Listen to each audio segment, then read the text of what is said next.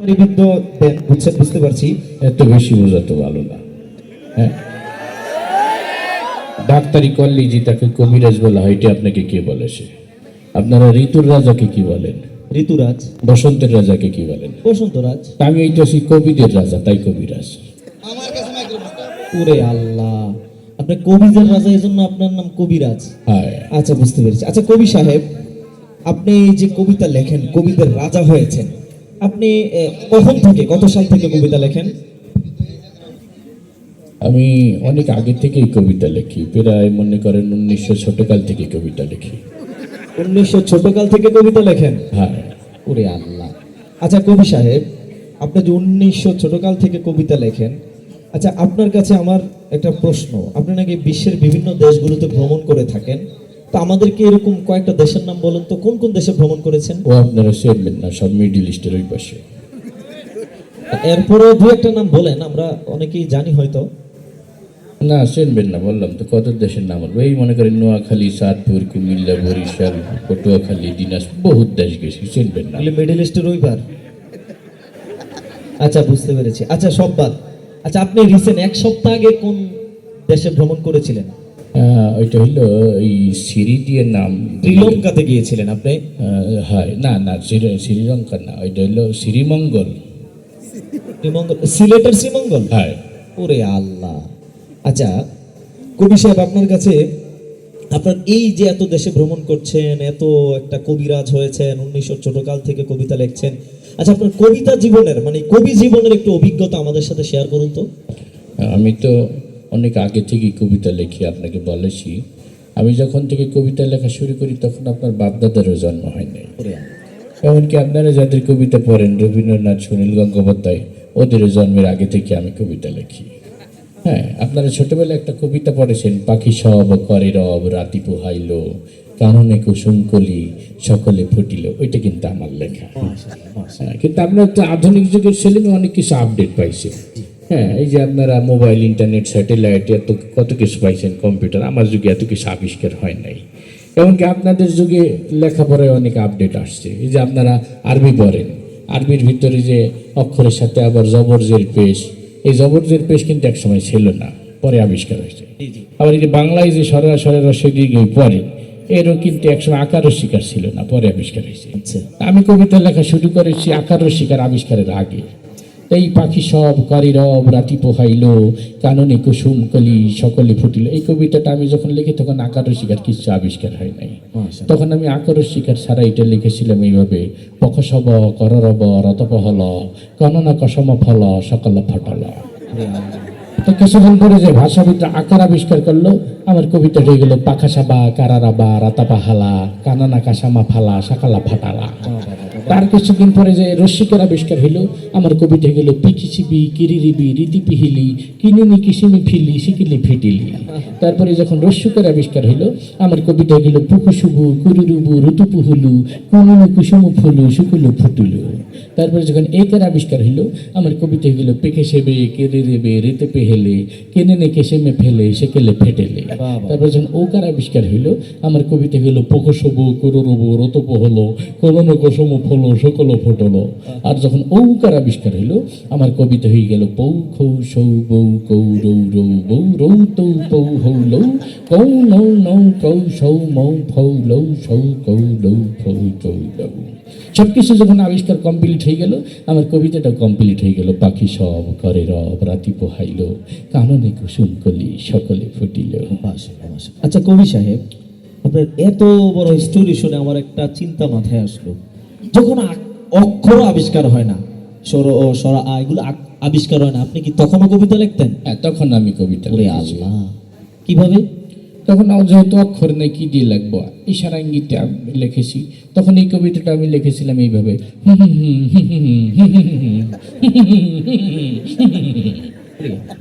আচ্ছা আপনার এই কবিতাটা নাকি অনেক মানুষ আবৃত্তি করার চেষ্টা করেছিল, এই ঘটনাটা একটু বলেন তো। চেষ্টা কি, ছোটবেলায় সবাই পড়েছে আমার এই কবিতা। আপনারা তো সুস্থ সংস্কৃতির চর্চা করতে আছেন আলহামদুলিল্লাহ। তা আমি ভাবলাম যে সব শ্রেণীর মানুষই যেহেতু আমার কবিতা আবৃত্তি করেছে, আমি একটু বিভিন্ন শ্রেণীর পেশার মানুষের কাছ থেকে আমার আবৃত্তিটা শুনে আসি। তো একদিন আমি ভাবলাম যে আপনারা তো সুস্থ সংস্কৃতির চর্চা করেন, অসুস্থ সংস্কৃতি যারা চর্চা করে, সিনেমা নাটকে যারা কাজ করে, ওরা আমার কবিতাটা কিভাবে এখানে চিল্লা হইতে দেখেন তো একটু এ ভাই পিছনে কে কথা বলছেন?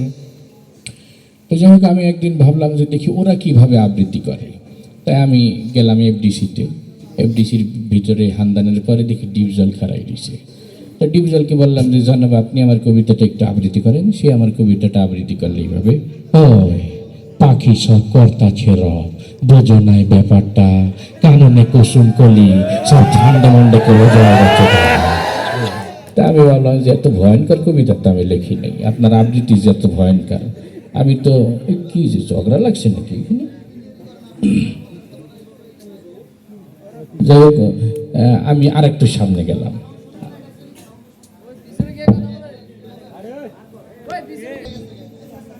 ওই পিছনে মাইক্রোফোন খারাই রয়েছে। আমি তাকে বললাম যে গেদে তুমি একটু আবৃত্তি করো। মিশা সদাগর আমার কবিতাটা আবৃত্তি করলে এইভাবে, পাখি সব করে রব রাতি পোহালো, রাতি পোহালো কামলে কুসুম কলে সকলে ফুটিল।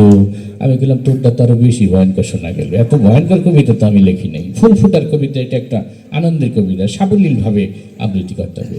তার একটু সামনে যদি আমাকে দেশি একজন খাড়া দিয়েছে, কাবিলের নাম।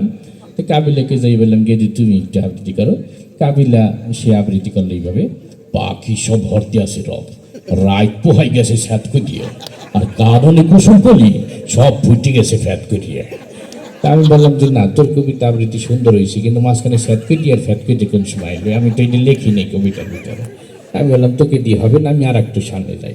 আর একটু সামনে যাই দেখি ওই যে কথায় কথায় কান্নাকাটি করে এক নায়ক ছিলেন ওমর সানি। আচ্ছা আচ্ছা, তাকে গেলাম, ও কানতে কানতে কয়, পাখি সব করে রব রাতি পোহালো কাননে কুসুম কলে সকলে ফুটিল। তা আমি গেলাম তুই কান্দিস কে, যে কি কান্দার কিছু লিখছি আমি, ফুল ফুটছে, এটা একটা আনন্দের কথা, কান্দার কি? তাই বললাম তোরে দিয়ে হবে না। আর একটু সামনে যদি মান্না খারাই গেছি, তাকে যে বললাম যে তুমি একটু আবৃত্তি করো। সে আমার কবিতা আবৃত্তি করলো, পাখি সব করে রব রাতি পোহালো আম্মা জান রাতি পোহালো কামনে কুসুম কলে সকলে ফুটিল। তা আমি বললাম না, তোর ভয়েসটাও সুন্দর, আবৃত্তিটাও সুন্দর, কিন্তু মাঝখানে আম্মা জান আইলো কোন মিডিয়া, আমি তো আম্মা জানকে আনিনি এইখানে। যাই হোক, তারপরে আর একটু সামনে গেলাম, যাই দিকে ওই যে কথায় কথায় মারামারি করেন না একটা, কিন্তু আসি অ্যাকশন হিরো রুবেল, ও খারাই রয়েছে। তাকে যাই বললাম যে তুমি একটু আবৃত্তি করো। ও তো চেট্টি মিটতে কয়, পাখি সব করে রব রাতি পোহালো কারণে কুসুম কলে সকালে ফুটিল। আমি বললাম তুই থাম, তোর কাছে আমার কবিতাও নিরাপদ না, আমিও নিরাপদ না, কোন সময় একটা ঘুষি মেরিয়ে দিবি না মুখ পেশে বলা যায় না। তারপর যাই হোক আমি বললাম যে না, চলচ্চিত্র অঙ্গনের আবৃত্তি আমার শোনার স্বাদ মিটে গেছে, আমি একটু রাজনৈতিক অঙ্গনে যাই। যাই এই প্রথমে সাক্ষাৎ হইলে আমাদের কাকুর সাথে, সবাই যাকে কাকু কাকু বললি ডাকে আর কি। কাকুকে যাই আমার কবিতাটা দেখালাম যে কাকু আপনি একটু আবৃত্তি করেন। উনি আমার কবিতাটা দেখেই বলতেছে খেলা হবে। তা আমি বললাম যে কাকু খেলাধুলার দরকার না, আপনি আবৃত্তি করেন। তো উনি আমার কবিতাটা আবৃত্তি করতে আসে, পাখি সব করে রব রাতি পোহালো এ নিয়ে রাজনীতি করার কিছু নেই, কাননে কুসুম কলি সকলেই ফুটিল, ফুল ফুটুক আর না ফুটুক পদ্মা সেতু কিন্তু হয়ে গেল। তো আমি বললাম যে আপনি আমার এত সুন্দর কবিতার ভিতরে আর পদ্মা সেতু হান্দাই দিলেন, এটা কিন্তু পদ্মা সেতু নিয়ে লেখি না, এটা লিখছি ফুল ফুটা নিয়ে। আমি বললাম না, আপনার দলে আমি থাকবো না, আমি আপনার বিরোধী দলে চলে গেলাম। তারপর বর্তমানে যে মাঠে ময়দানে আসে আমাদের ওই দলের ম্যাডামের কাছে গেলাম, মুরব্বী মানুষ, ম্যাডামকে যে বললাম যে ম্যাডাম আপনি একটু আবৃত্তি করেন। তিনি মুরব্বী মানুষ সুন্দর করে আবৃত্তি করলেন এইভাবে, বিসমিল্লাহির রহমানির রহিম। প্রিয় দেশবাসী, আপনারা জানেন পাখি সব করে রব রাতি পোহালো ইনশাল্লাহ কাননে কুসুম খলি সকলে ফুটিবে, না ফুটিলে ঈদের পরে তীব্র আন্দোলন হবে ইনশাল্লাহ। আমি বললাম ম্যাডাম আপনার আবৃত্তিটা খুব ভালো লাগছে, কিন্তু মাঝখানে আবার আপনি আন্দোলন শুরু করলেন কেন? এটা তো আন্দোলনের না, এটা ফুল ফুটার কবিতা, এটা আনন্দের কবিতা। যাই হোক, এইভাবে মোটামুটি সবার আবৃত্তি শুনতে শুনতে আমাদের অনুষ্ঠানে চলে আসছি আমি। অসংখ্য ধন্যবাদ জানাচ্ছি।